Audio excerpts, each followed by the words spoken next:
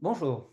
Aujourd'hui, je vais expliquer comment se forme un cratère sur un astéroïde, puisque dans un article paru dans Nature Communication le 30 novembre 2022, avec mon collaborateur Martin Jutzi et d'autres collègues, eh bien, nous avons reproduit par simulation numérique pour la première fois une expérience d'impact à l'échelle d'un astéroïde qui a été offerte par la mission Hayabusa 2 de la JAXA, qui a envoyé un projectile de 2 kg à 2 km par seconde, ce qui a produit un cratère d'à peu près 17 mètres de diamètre.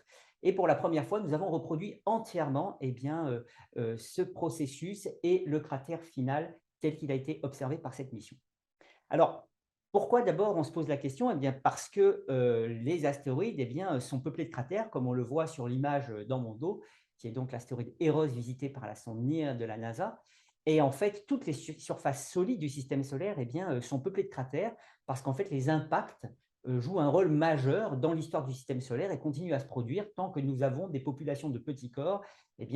Certains d'entre eux rentrent dans les planètes, dans les satellites des planètes, dans d'autres petits corps, et donc ce qui produit des cratères. Et c'est grâce à ça, d'ailleurs, que l'on peut estimer l'âge des surfaces, puisque plus une surface est cratérisée, plus elle est vieille, mais on va voir que c'est peut-être pas aussi simple. Alors, quelle est la complication lorsqu'il s'agit d'un astéroïde? En fait, le processus d'impact, quand un projectile arrive à très haute vitesse sur une surface solide, typiquement, il va exploser et ceci va générer la propagation d'une onde de choc dans le matériau qui constitue la cible, puisque la vitesse d'impact d'un astéroïde sur un autre, c'est de l'ordre de 5 km par seconde en moyenne, ce qui est au-delà de la vitesse du son du matériau que constitue un astéroïde ou une planète. Et donc, du coup, on produit d'abord une onde de choc qui va se propager et qui va aboutir à de la fragmentation de la roche et de l'excavation de matière et donc à la formation d'un cratère. Donc ça, normalement, c'est ce qui se produit, ce qui est déjà très compliqué à calculer parce que cela met en jeu la physique de la propagation d'une onde de choc et la physique de la fragmentation d'une roche solide, ce qui est assez complexe d'ailleurs à introduire dans les simulations. Mais en fait, il y a une autre complication, c'est que si le matériau que constitue la surface n'est pas très résistant, le processus ne s'arrête pas lorsque l'onde de choc s'est propagée.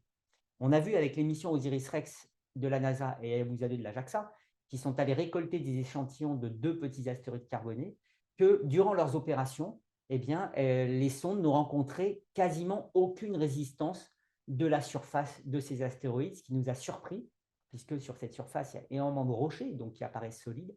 Et en réalité, la surface a réagi comme un sable sans cohésion. Donc pas tout à fait comme un fluide, mais comme quelque chose qui n'a pas beaucoup de résistance. Et donc, qu'est-ce qui se passe à ce moment-là? Eh bien, quand on fait un impact à haute vitesse, on propage d'abord une onde de choc, mais une fois que celle-ci s'est dissipée et le cratère a commencé à se former, il va continuer à s'étendre sous l'effet de la déformation lente du milieu, du sable. Ouais. Et ça, c'est très compliqué parce que ça veut dire que nos modélisations et nos calculs qui reposent sur la physique de choc, au moment où finalement le choc s'est dissipé, ils ne sont plus valides pour calculer la suite. Donc, en fait, il s'arrête lorsque on a la taille d'un cratère qu'on appelle transitoire, qui est d'ailleurs la taille du cratère final quand le matériau est très résistant et que donc, une fois qu'on a cassé, le cratère se fige. Et quand on a affaire à un milieu sans cohésion, une fois que cette physique a terminé son job, comme on dirait, le cratère continue à évoluer et il faut passer à autre chose. Donc ça, c'est une complication parce que pour l'instant, toutes les simulations d'impact et de formation de cratères n'ont en fait simulé que cette physique du choc. Et puis, quand on se dit que peut-être que le milieu n'a pas de résistance, même si on arrêtait le calcul à la taille du cratère transitoire, on utilisait à la louche un facteur multiplicatif pour obtenir le cratère final, mais rien n'était sûr. Donc en fait, il n'y avait jamais eu de simulation qui modélisait complètement le phénomène jusqu'à la taille finale du cratère quand le milieu a très peu de résistance. Et quand on est en plus sur une surface qui a très peu de gravité, ce qui est le cas des astéroïdes, la deuxième complication, c'est que cette deuxième partie peut mettre beaucoup, beaucoup, beaucoup de temps. Plus on réduit la gravité, plus les choses évoluent lentement. Et alors là, c'est compliqué parce que les calculs prennent beaucoup plus de temps. On a vu dans le cas de la mission Hayabusa 2 que le cratère qui a été produit par l'expérience d'impact qu'a fait cette mission, qui était magnifique, eh bien, a mis une dizaine de minutes à se former. Alors que normalement, dans le régime qui est dominé par la résistance mécanique, ça prend quelques secondes au plus. Donc là, on a vraiment un temps beaucoup plus long.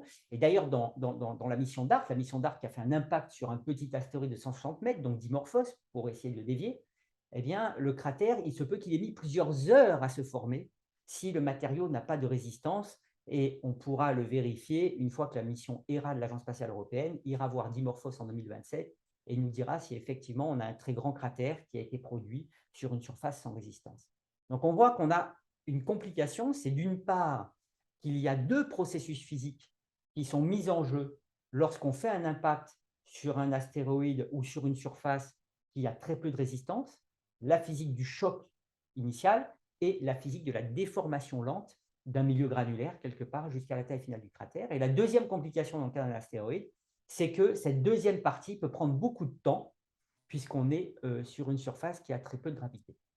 Et donc, récemment, fort de cette prise de conscience qu'on avait une difficulté qu'on avait jusqu'à maintenant ignorée et que nous a révélé la mission Hayabusa 2 en nous montrant une taille de cratère de 17 mètres, ce qui était beaucoup plus grand que ce que l'on calculait, eh bien, nous avons essayé de résoudre ce problème en adaptant nos simulations à ces deux processus physiques, c'est-à-dire la physique du choc lorsque l'onde de choc traverse le rocher et la physique des milieux granulaires pour calculer l'évolution finale du cratère.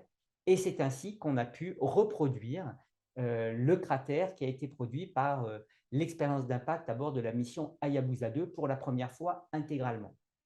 Et ça a des conséquences, puisque finalement, on a confirmé que pour faire un grand cratère sur un astéroïde, eh bien, il faut un plus petit projectile qu'on ne le pensait avant, bien sûr si la surface a très peu de résistance. Et comme on calcule les âges de surface sur la base du temps qu'il faut pour accumuler les cratères, et qu'en général, un gros cratère étant fait par un gros projectile, ayant moins de gros projectiles dans le système solaire que de petits, si on a beaucoup de gros cratères, ça veut dire que la surface est plus vieille.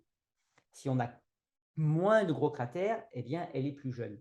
Mais en fait, si pour faire un gros cratère, il faut des plus petits projectiles, eh bien, la présence de gros cratères peut se faire assez rapidement. Et donc, l'âge de la surface n'est pas nécessairement aussi vieux que ça. Et donc, ce que l'on voit du coup, c'est que peut-être que l'âge des surfaces que nous avons calculées sur la base des estimations précédentes de la taille d'un projectile par rapport à une taille de cratère sont complètement à revoir.